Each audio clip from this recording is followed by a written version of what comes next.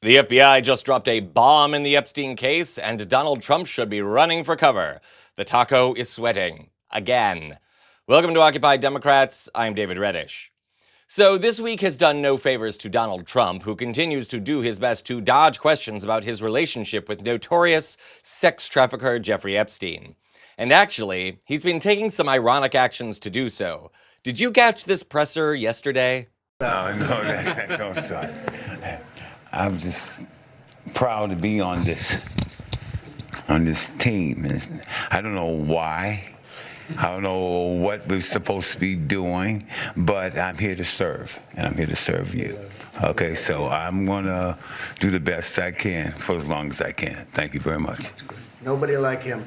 So, apart from an obviously obese president mandating that school children need to be more physically fit, which is unexpected, to say the least, Trump has an even greater sense of irony. At a time when the man is dodging questions about his friendship with Jeffrey Epstein or his own allegations of sexual misconduct, he chose to appear alongside former NFL star Lawrence Taylor. In 2010, Taylor pled guilty to sex crimes he committed against a 16-year-old girl. He's now a registered sex offender. So let's call that an interesting tactic.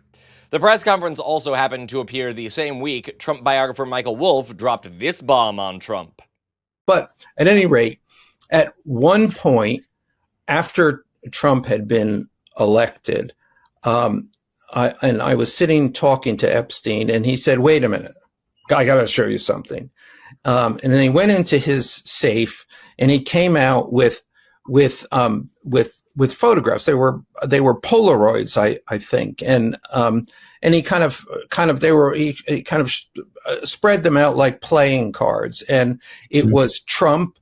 I mean, I think there were a dozen of them, and it was Trump with girls of an uncertain age at Epstein's Palm Beach house, where all of the things that he would ultimately be accused of took place. And I remember very vividly three of them. There are two in which Trump is, the girls, topless girls, are sitting on Trump's lap. And then a third in which he has a stain on the front of his pants. And the girls are kind of pointing at it, sort of bent over, laughing, covering their mouths. Yeah, exactly. And pointing, three or four girls. And those are the ones I specifically remember. And my assumption is that they were in the safe, and I have seen him on other occasions take them out of the safe. And I think it's certainly not unlikely that they were in the safe when the FBI came in after his arrest and took everything from the house, including everything that was in the safe. And if you think that is gross, wait until you hear this next story. Don't go away.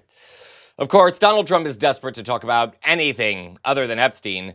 Why he thinks he needs a Nobel Prize, the ingredients in Coca-Cola, though not his tariff negotiations or the recent awful jobs report, go figure. See our other videos for more on all of that. The point is this. The more Trump dodges, the more he gets hit. And this morning, he got hit in the behind with one gigantic arrow. It turns out the FBI has long known Trump has something to hide.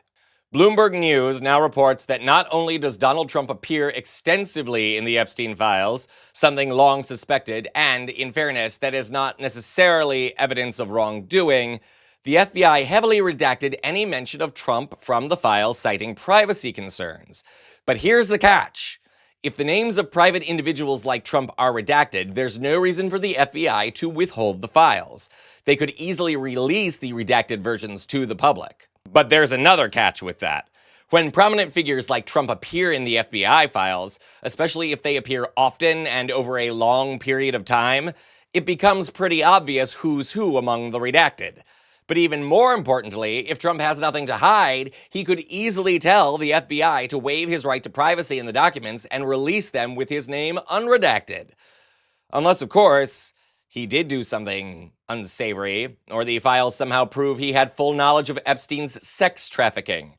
Then he wouldn't want to waive his right to privacy or release the files, kind of like he's doing right now, right? The anecdotal evidence against Trump in the Epstein saga continues to build, and sooner or later, the dam is going to break. How can the taco drain the swamp if he's the one flooding it?